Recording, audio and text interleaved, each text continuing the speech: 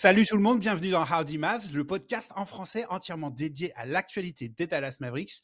Suivez Howdy Mavs sur votre plateforme audio préférée, Apple Podcasts, Spotify ou Deezer.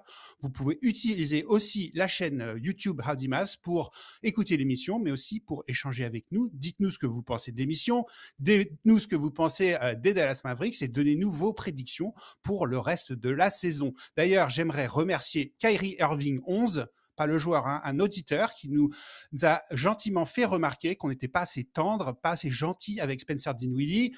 Et effectivement, dans le dernier épisode, on a attendu la fin d'émission pour en parler, mais c'est vrai qu'il nous a agréablement surpris cette saison et qu'il méritait un petit peu plus d'amour de notre part. Donc, on va prendre note, Kyrie Irving 11. Merci pour ton feedback. Pour animer cette émission, je suis avec Quentin. Salut Quentin, est-ce que tu vas donner un peu plus d'amour à Spencer Dinwiddie à l'avenir? Salut Barnes, salut tout le monde.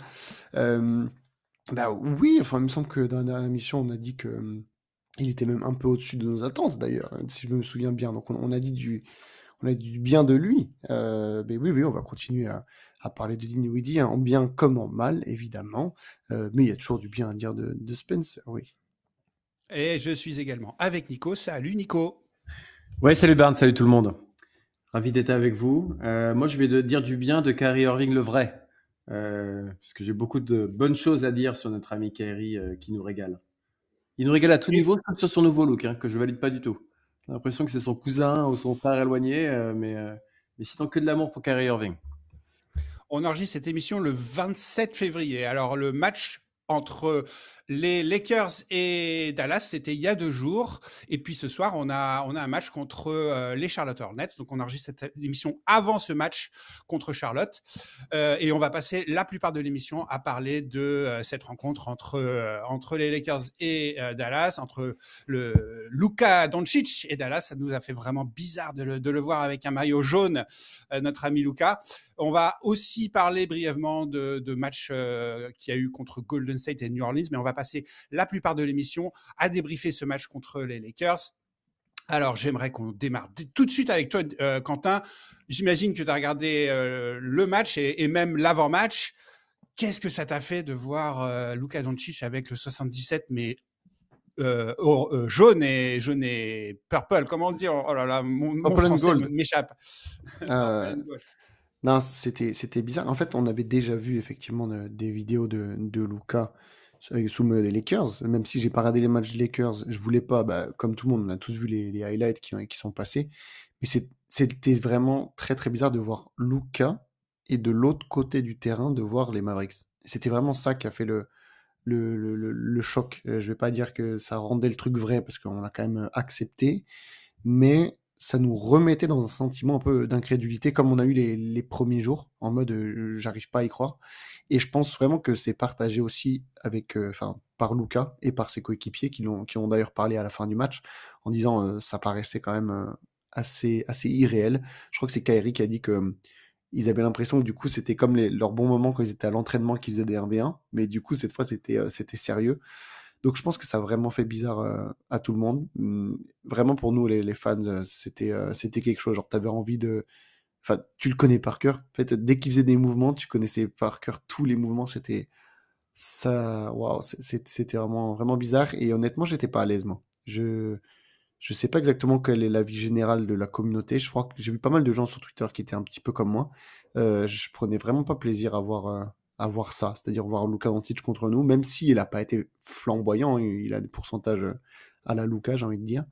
Ouais, c'était awkward, comme on dit en anglais, je sais plus trop en français, mais tu vois, c'est ce que je veux dire, Nico? Étrange.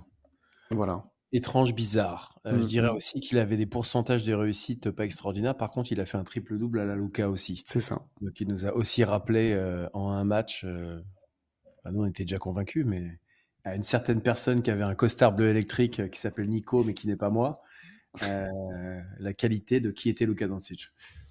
Ouais, 19 points, 15 rebonds, 12 passes, premier triple-double sous les couleurs des Lakers.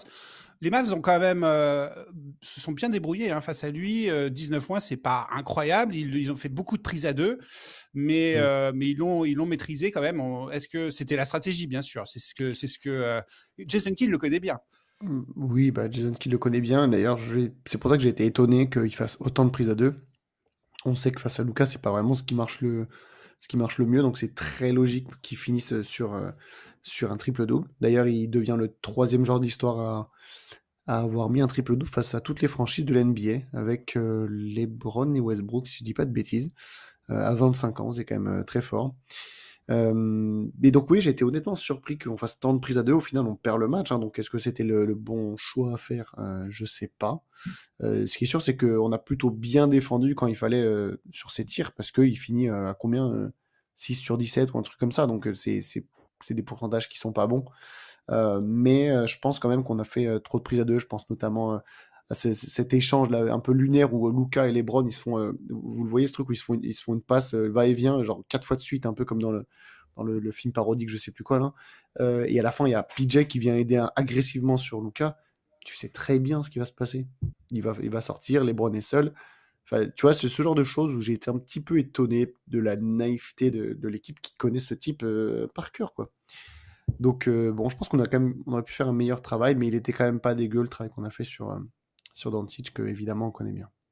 En tout cas, c'était intéressant pour moi de voir la stratégie des Lakers. Là, elle est assez claire maintenant. Là, sur ce match-là, clairement, on est dans une configuration. J'ai maté pas mal de foot américain ces derniers jours, donc je vais faire une métaphore de foot américain. Clairement, le quarterback est Luka Doncic et clairement le running back ou le wide receiver, c'est peut-être plutôt wide receiver, c'est LeBron James. Hein.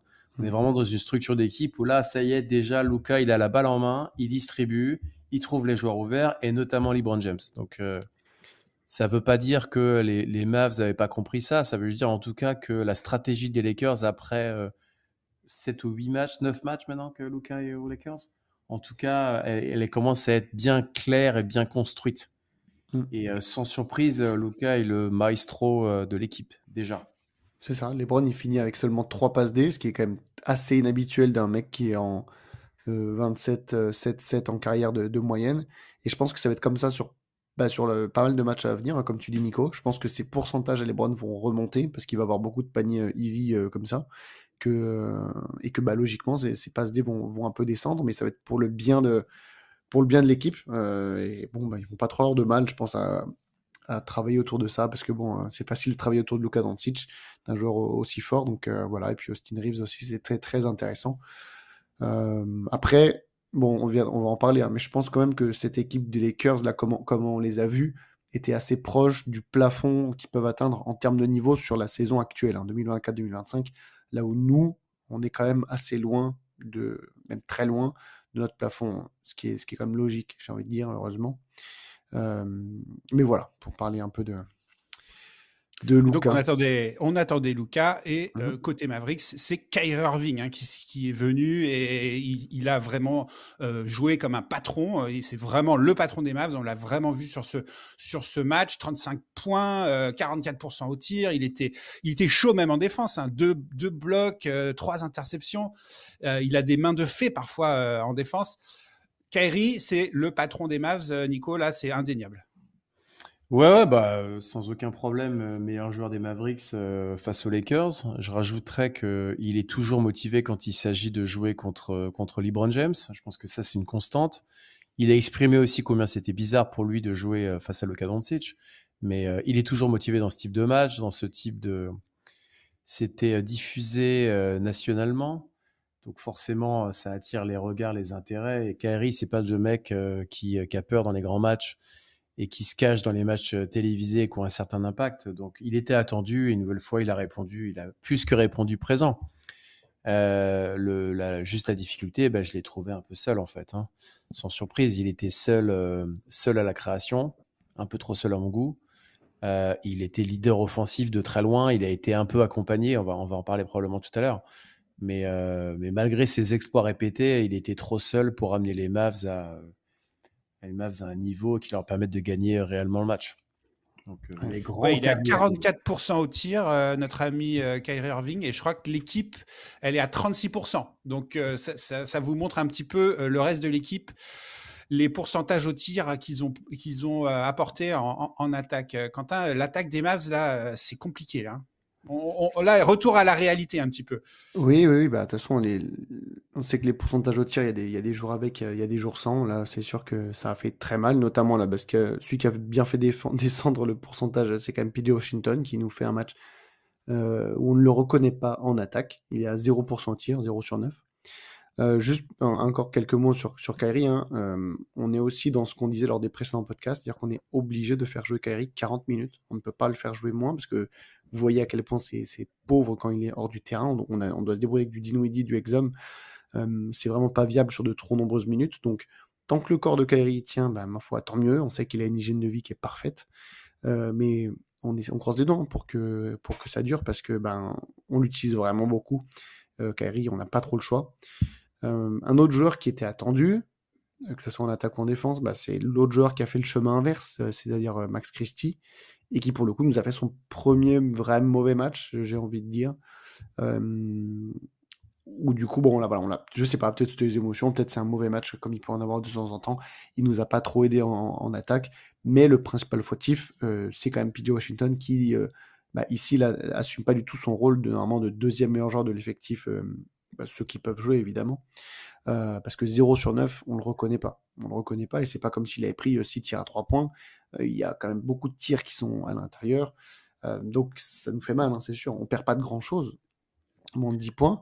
Et pourtant, on a tous nos absents et un PJ Washington inexistant en attaque, chose à laquelle on n'a pas été habitué cette saison. Donc Ouais, après, je vais rajouter un truc là-dessus, Quentin, parce que Mhm. la dernière émission, je dis PJ Washington, c'est mon gars sûr, et il tient la baraque. C'est pas pour l'excuser, hein, mais bon, il était questionable sur le match, ça fait 2 Mhm. fois d'affilée. Je Oui. pense qu'il était il était physiquement pas prêt à jouer en fait, ou en tout cas, il était loin d'être à 100%.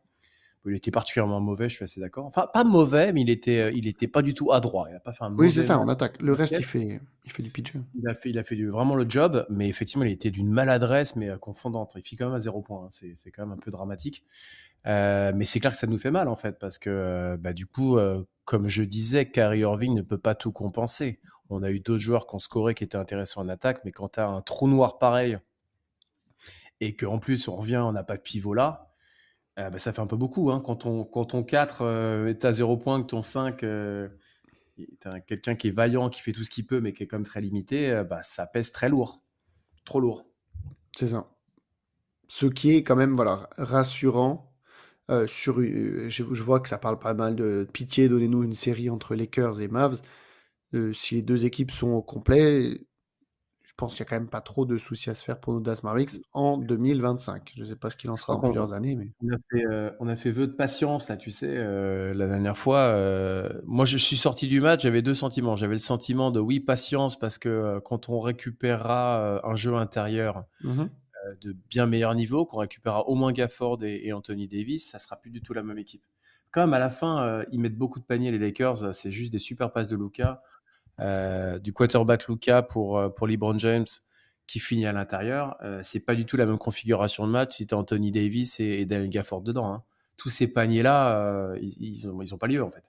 C'est ça. Et On a commentaire payé. copier-coller face à Golden State, hein, où ça a été un gros point noir de l'équipe.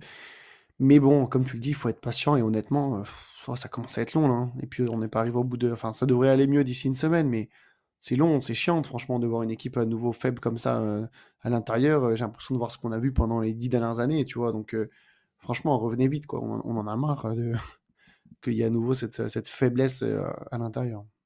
Ouais, les Lakers, ils mettent 52 points dans la peinture. Et bon, au rebond, ils ont pas dominé tant que ça, donc ça c'était plutôt bon. Mais on a quand même vu le retour de Dwight Powell. Hein. Il n'était pas titulaire, mais il a eu des minutes plutôt correctes. Mais on a retrouvé le Dwight Powell en attaque qui prend aucun risque, on a envie de lui dire mais allez va au cercle mon ami, s'il te plaît fais quelque chose. Mais Dwight Powell restera Dwight Powell. C'est ça. Ce que je veux dire, c'est que Dwight Powell, c'est notre soldat. On l'aime beaucoup. Ça fait 10 ans, comme tu l'as bien dit la dernière fois, Quentin, mais bon, faut pas non plus s'attendre à ce que Dwight Powell se transforme d'un seul coup en Anthony Davis. Donc ouais, je partage exactement ce sentiment. Hein. Je fais vœu de patience en même temps en me disant j'en ai ras-le-bol d'être patient. Il revient juste, hein, pareil que PJ Washington, notre Powell. Là encore ce soir, les deux, Powell et Washington sont questionable.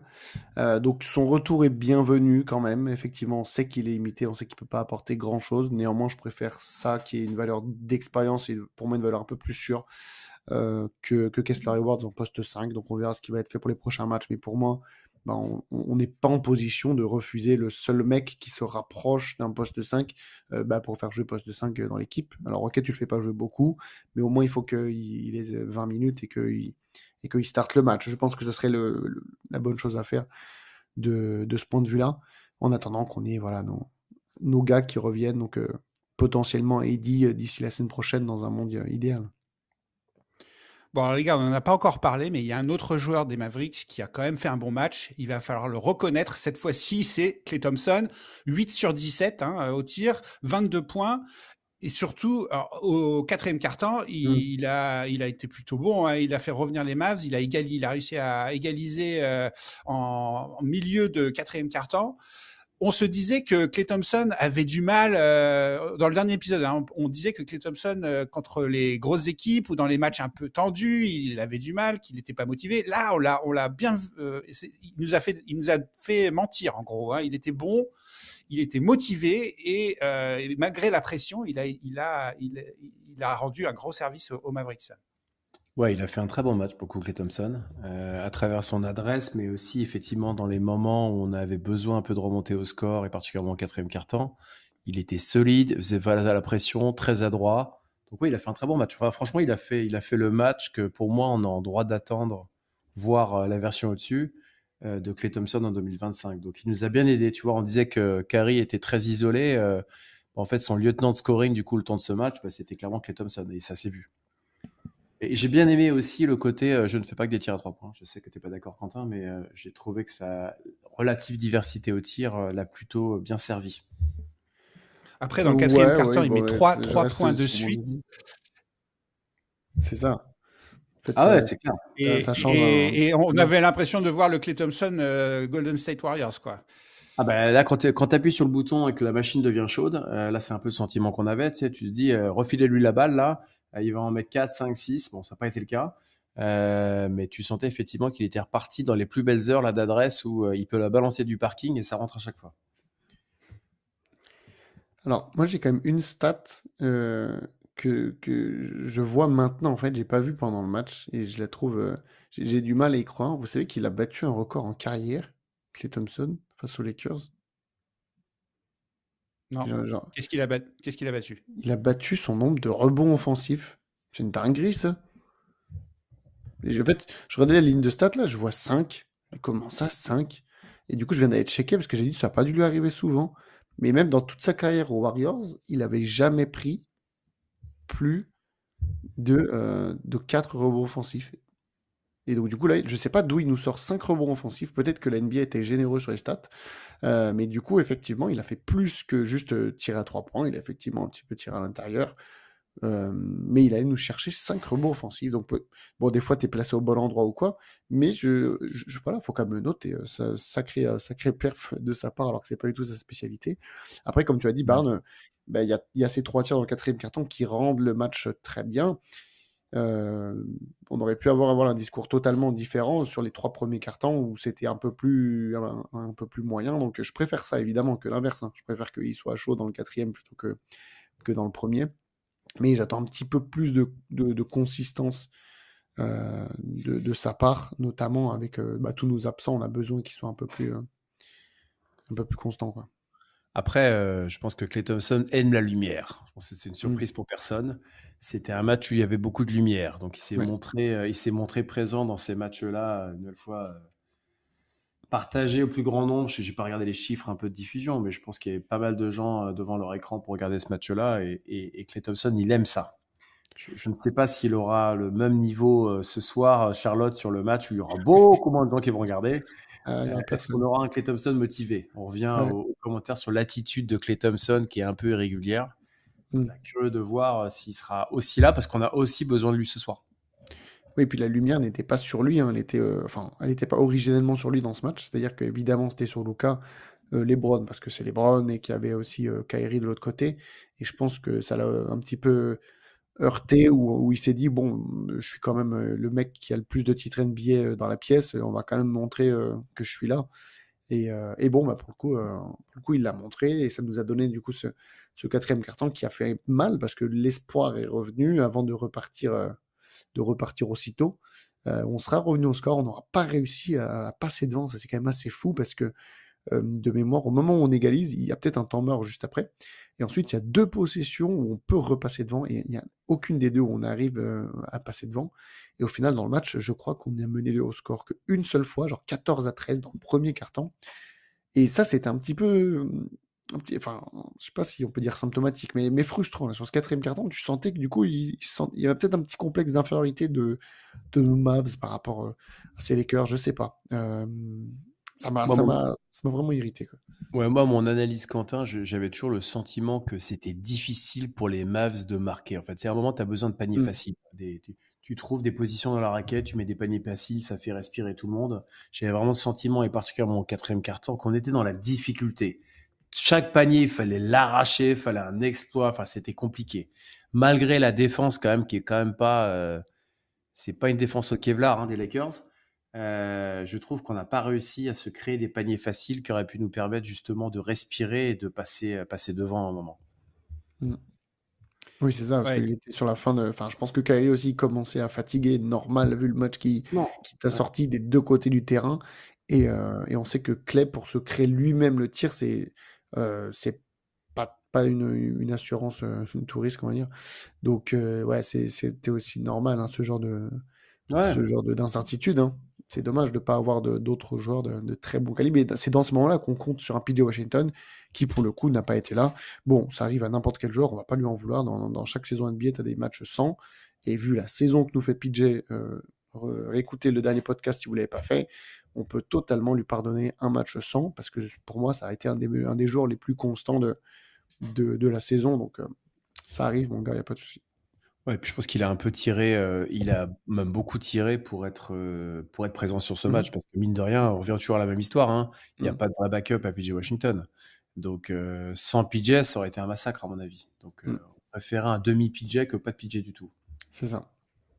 Ce sentiment d'attaque qui ne marche plus, on l'a vraiment vu contre Golden State, où là, on n'a pas eu l'étincelle Klay Thompson dans le quatrième quart-temps. Ce match, il a été hyper compliqué. Les Mavs, encore une fois, très diminués. Et là, ça s'est senti, surtout à l'intérieur, hein, 60 points dans la peinture pour Golden State, 17 rebonds offensifs pour Golden State. On était un retour à la réalité là sur ce match contre Golden State. On va pas passer 1000 ans dessus, mais c'était compliqué à regarder. Quentin.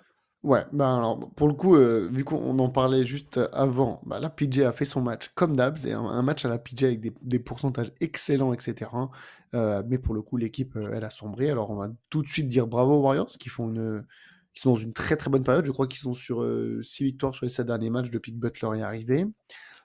Franchement, sympa. J'ai hâte de voir ce que ça va donner le Golden State là, sur cette fin de saison en play-in slash playoff. C'était trop gros pour nos Mavs là. En plus, c'était horaire très très tôt à San Francisco. Donc on sait que c'est toujours un peu des matchs spéciaux. Il y avait le retrait du maillot d'Igoda. Je pense que les joueurs étaient bien bien motivés. Et là, notre équipe, elle s'est trouée. Et on a vu aussi à quel point c'est compliqué quand nous on est décimé par les blessures. Donc là, on joue small ball, mais c'est pas par choix, hein, c'est parce que nos joueurs sont blessés. C'est compliqué de jouer face à une équipe qui, elle, excelle dans le small ball parce que dans l'effectif de manière générale, ils sont pas faits pour jouer comme cela. Donc eux, ils sont rodés dans ce mode-là. Et nous, c'était pas le cas. Et on s'est fait bouffer à l'intérieur, hein. Donc là, il y a rien à dire dans ce genre de match-là. Comme tu dis, Barnes, pas grand chose à dire sur ce match-là.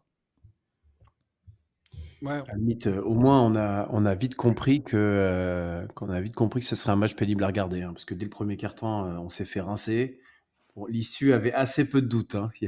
Mm. Et même quand à un moment les Mavs ont commencé à se rapprocher à -13, bon, Oui, ils ont pris une vague et je fais bon, merci, bonsoir, on va s'arrêter là. Vivement le prochain match. c'est ça. On aura au moins pu faire jouer du coup Bah, nos pivots. Alors, ce que je dis, on n'a pas de pivot, c'est faux. On a quand même des pivots de grande qualité. On a Moses Brown qui est revenu. Je crois qu'on n'avait plus parlé dans le dernier podcast. On n'avait pas parlé, je sais plus. Mais il y a Moses Brown qui est revenu. Alors, pour ceux qui se souviennent, il était avec nous dans la saison 2022, je crois. Et il était catastrophique. C'est vraiment un des joueurs qui a un des QI basket les plus bas de toute la ligue. C'est pas pour rien que les bazardés d'une franchise à l'autre, malgré ses 2,18 m ou un truc comme ça. Il a quand même joué 9 minutes. Alors Kelly a joué aussi un demi-carton. Bref, au moins tout le monde aura vu le terrain, même Jaden Hardy qui en ce moment on le voit pas trop. Donc ça aurait été l'avantage. Nos joueurs se sont pas crevés. Kyrie a joué que 30 minutes, je crois. Donc bon, voilà, celui-là on s'en souviendra pas trop de ce match face aux Warriors. Par contre, je me demande, vu que là ça fait quand même quelques matchs qu'on les joue, est-ce que le tiebreaker il y a 3-1 ou est-ce qu'il y a 2-2 parce que ça pourrait se jouer à égalité avec ce genre d'équipe à la fin de la saison. Je vais regarder ça d'ailleurs. Ouais, puis on sortait d'un match contre New Orleans où on était un peu, on était surexcité là. On avait plein de victoires d'affilée. On sortait de leur star break, ça continuait.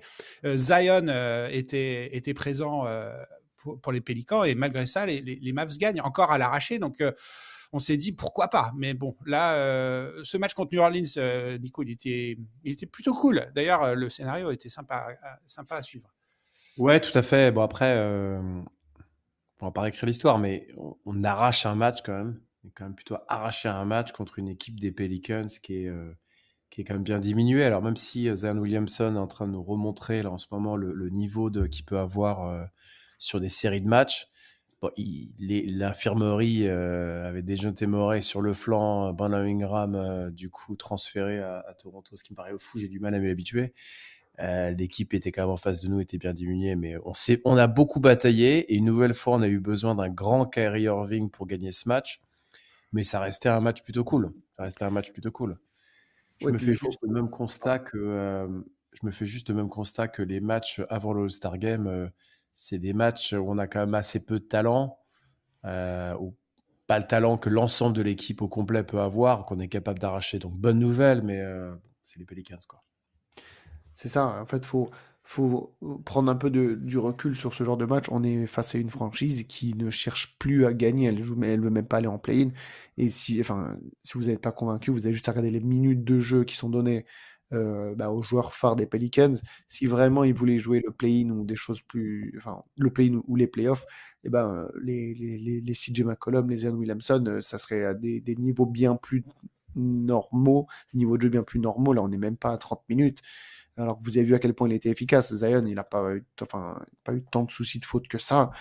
Ça montre que voilà, les Pelicans aussi, là, ils vont pas tanker à fond, mais ils jouent pas non plus la victoire tout de suite. Les Warriors aussi, ils jouent vraiment la victoire, ils veulent aller loin, etc. Donc, j'ai envie de dire heureusement qu'on a gagné ce match face aux Pelicans, parce qu'on peut plus se permettre de perdre, même si notre équipe est décimée. Faut regarder où on en est là au classement. Je crois qu'on est 9e, donc on est même dans la mauvaise partie du play-in, c'est-à-dire la partie où tu chopes OK ici au premier tour, chose qu'on veut absolument pas. On ne peut plus se permettre tout simplement de perdre face à des équipes qui ne cherchent pas à gagner. Même si on a des absents, donc cette nuit, par exemple, on doit gagner. Donc heureusement, on a gagné face à ces Pelicans, j'ai envie de dire. Et là, il va falloir qu'on se remette dans le droit chemin, parce que les 2 défaites de suite, elles font mal face à 2 équipes qui ne devraient pas être devant nous au classement. Ouais, c'était un retour à la réalité là pour moi, les 2 défaites, hein. On se disait qu'avec un effectif diminué, on était capable de gagner des matchs. Et ben Ouais. là, écoute, contre Lakers, ça, c'est quand même, je pensais qu'on pourrait faire un meilleur match. Je pensais même qu'on pouvait arracher la victoire. Et ben je me trompais. Retour à la réalité, et reality check. Et ben il y a encore un chemin à faire avant d'arracher la 6e place dont on parlait il y a une semaine. Après, pas de panique, mais quand même, ça fait mal. Il va falloir survivre, hein. C'est un peu ce que les Mavs ont fait toute la saison. Donc ce soir, match contre les Hornets, c'est un must-win, comme on dit en anglais, c'est-à-dire il faut absolument gagner, parce que derrière, ça se complique, les gars. 2 matchs contre les Bucks, un match contre les Grizzlies et un match contre Sacramento qui nous ont battus il y a quelques temps, là, il y a 2 semaines. Et Sacramento, ils sont à 30 victoires, 28 défaites, juste derrière les Mavs, un demi-match derrière les Mavs. Donc, ces matchs, ils sont cruciaux. Ça va être très compliqué de rester dans la course, hein. Ouais, mais après, c'est des matchs, tu vois, typiquement, Enfin, je pense que c'est des matchs importants pour vraiment juger le niveau réel de l'équipe et la capacité à s'offrir une fin de saison un peu intéressante. C'est pas non plus imbattable les Kings, c'est loin d'être imbattable les Grizzlies aussi. On peut les taper en fait, c'est pas fini. Je dis pas que ça va arriver, mais c'est pas non plus des équipes inaccessibles. Bucks, ça va être chaud quand même, hein. Ça paraît compliqué sur le papier, hein. En fait, effectivement, il y a 4 matchs. Effectivement, les Bucks compliqués. Grizzlies Kings, on sera pas favori, mais il y a moyen de les gagner. Mais en gros, sur les 4 là, pour moi, il faut. Si on en a 2, tu vois, je signe dès aujourd'hui, hein, si on a le 2 sur 4. Sachant que il y a une sorte de passage de flambeau, je trouve, entre ces 4 derniers matchs là, enfin, pour ces 4 matchs suivants, qui effectivement sont complexes et dans lesquels on devrait avoir des absents. Et le match face aux Kings, je crois que ça nous amène au 8 mars, un truc comme ça. Et ça coïncide à peu près avec la date où on pourrait commencer à espérer retrouver AD, notamment. Et à partir de cette date-là, donc après le match face aux Kings, on a 5 matchs qui sont quand même d'une difficulté relativement inférieure. Avec les Suns, donc vous voyez où ils sont au niveau du classement, 2 fois les Spurs, Houston, qui est dans le mal, et Philadelphie. Donc sur ces 5 Et matchs, dans le mal aussi. qui est alors, Philadelphie, voilà, Paul George, il a arrêté même ses podcasts pour retourner au basket, donc pour dire à quel point ils sont dans la merde. Mais bref, sur ces 5 matchs-là, si on a effectivement le retour de Davis, là, il faudra envoyer, c'est-à-dire 3 sur 5 minimum, et 4 sur 5, c'est l'objectif, pour que notre équipe elle aille là où elle veut être, c'est-à-dire au minimum 7e, je pense, d'ici la fin de la saison, avec un AD qui sera de retour. Là, il faudra vraiment, vraiment aller droit. Donc, il y a vraiment cette difficulté de Bucks, Grizzlies, Kings. Ensuite, ça sera un peu mieux, avec, à noter, 2 matchs à horaire française, 21h30 ou 21h les Suns, et 18h les Sixers. Ça, c'est trop cool, ça sera des dimanches en mars. Quentin, quand tu décris ça comme ça, j'ai l'impression que les Mavs, c'est un élève de 4e où il a reçu son bulletin et écrit en gros le 3e trimestre sera décisif. Bah, c'est un peu ça, hein. Le 3e Oui. trimestre sera décisif et les matchs faciles, il va pas falloir les laisser passer, hein. Il va falloir tous les prendre Ouais. parce qu'on a gâché avant. On a décollé au 2e trimestre, on n'a pas assez bossé, donc là maintenant, 3e trimestre, il sera vraiment décisif. Ouais, totalement. Là, clairement, enfin, il faudra évidemment prendre des pincettes, hein, mais le Davis, si on veut vraiment win now, comme dirait l'autre general manager, il faudra pas non plus trop se permettre de le mettre au repos, de ne pas aller back-to-back, il en joue aucun, etc. Oui, il faut prendre des précautions, mais il va falloir quand même faire jouer tout le monde pour qu'on puisse gagner nos matchs qui sont sur le papier faciles, ben, pour les gagner facilement. Et ça, clairement, enfin, j'espère qu'ils feront pas le choix de la surprécaution. Je dis pas d'y aller à fond, mais je dis quand même que à un moment, tu sais, on l'a dit, il faut faire preuve de patience, preuve de patience. Oui, mais tu peux pas faire preuve de patience jusqu'à mi-avril, parce que sinon, bah là, tu pourras faire preuve de Bah patience. là, depuis il reste octobre, 23 matchs, hein, les gars, donc il y a plus beaucoup de temps là. Voilà, c'est ça. On est 9e, il reste 23 matchs. Donc, ok, on est très proche des Warriors, des Wolves, des Clippers et tout. Mais là, les Lakers, ils ont déjà mis un gap, hein. Donc, c'est-à-dire que il y a maintenant déjà un gros gap entre la 5e et la 6e place. Donc, c'est-à-dire que pour moi, il y a limite là qu'une seule place qui peut être prise, qui n'est pas dans le play-in, c'est la 6e. Ça va être chaud. Je pensais pas dire ça il y a plusieurs mois, mais ça va être chaud. Donc là, on réfléchit plus et on y va, quoi. Ok, les gars. Bon, ouais, mais dans une semaine, là, on va avoir des nouvelles d'Anthony Davis. Ça veut pas Ouais. dire qu'il va revenir jouer, hein. Non, ça veut pas dire qu'il va revenir, mais les dernières nouvelles étaient quand même positives. C'est-à-dire il disait que ça allait être normalement moins que les 4 semaines escomptées et qu'on pouvait espérer un retour autour du 6, quelque chose comme ça. Donc, je suis assez optimiste sur cette date pour AD. Pour Gafford et Derek, je pense pas, hein, que ça sera au mois de mars, ou alors ça sera fin du mois de mars. Mais si au moins on récupère Davis, de 1, ça nous donnera plus envie de nous lever la nuit parce qu'en ce moment j'ai du mal. Et de 2, ça nous fera gagner des matchs et il y en a bien besoin. Ok, les gars. Bah, c'était bon, là. C'était bien. 33 minutes. Est-ce que vous avez d'autres choses à dire là sur le match des Lakers, sur les matchs à venir, sur Nico Harrison? Tiens, pendant le match des Lakers, Luka, il est à la ligne de lancer. J'avais l'impression que le public des Lakers allait dire MVP, MVP. Je dis non, les gars, il faut pas dire ça tout de suite. En fait, ils étaient là. Thank you, Nico. Thank you, Nico. Ah, Vous n'avez pas entendu ça? Et bien sûr que si, on continue d'être la risée de la ligue. On a fait le pire trade de l'histoire et on est du mauvais côté de l'histoire. Donc évidemment que le public scandait Thank you Nico parce que lui, il a eu la bonne idée Enfin, il était là. Donc malgré la photo fake qui a beaucoup tourné, oui, Nico Harrison était présent. Il était au niveau du banc des Mavs. Oh là là, j'en ai marre. Je suis content que ce match soit passé.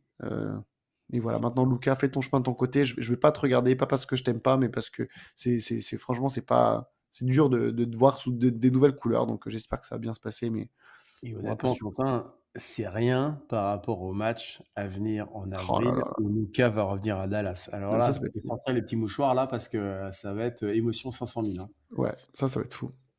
Et il faut Si, espérer qu'il y ait Anthony Davis, du coup, parce que là, bah pour le oui, coup, ça fera vraiment une confrontation directe entre les deux mais protagonistes du trade. ouais, Ouais, totalement. absolument. Parce que là, notre équipe, elle suscite déjà beaucoup moins d'intérêt, hein. Je sais pas si vous avez vu, il y a déjà plusieurs matchs qui ont été déprogrammés, qui étaient en antenne nationale, et que les mecs, ESPN ou TNT, ils disent, ouais, bah, en fait, on va plutôt mettre Memphis contre Oklahoma, parce que les Mavs, enfin, et c'est ce qui va arriver, hein, comptez plus trop pour voir les Mavs au Christmas Day ou ce genre de choses, maintenant qu'on a plus Luka. Enfin, bref. Ce qui arrangera d'ailleurs nos amis qui sont abonnés comme nous à Mavs TV, d'ailleurs, qui peuvent regarder beaucoup plus facilement les matchs qui sont ici que si on était du coup sur les matchs C'est sur vrai. antenne nationale où faut traverser le labyrinthe des chaînes pour Mm. réussir à voir un match. Mais bon, on s'en fout en l'occurrence, c'est pas très grave tout ça. Merci les gars pour l'émission. Chers auditeurs, utilisez notre chaîne YouTube pour échanger avec nous. Envoyez-vous vos commentaires. Dites-nous ce que vous pensez des Mavericks. Est-ce que vous avez encore espoir? Et puis, on se dit à la semaine prochaine. On débriefera les matchs chauds à venir. Hornets, Bucks, Kings, Rebucks. Et d'ici là, à bientôt les gars. Salut tout le monde, ciao. Salut.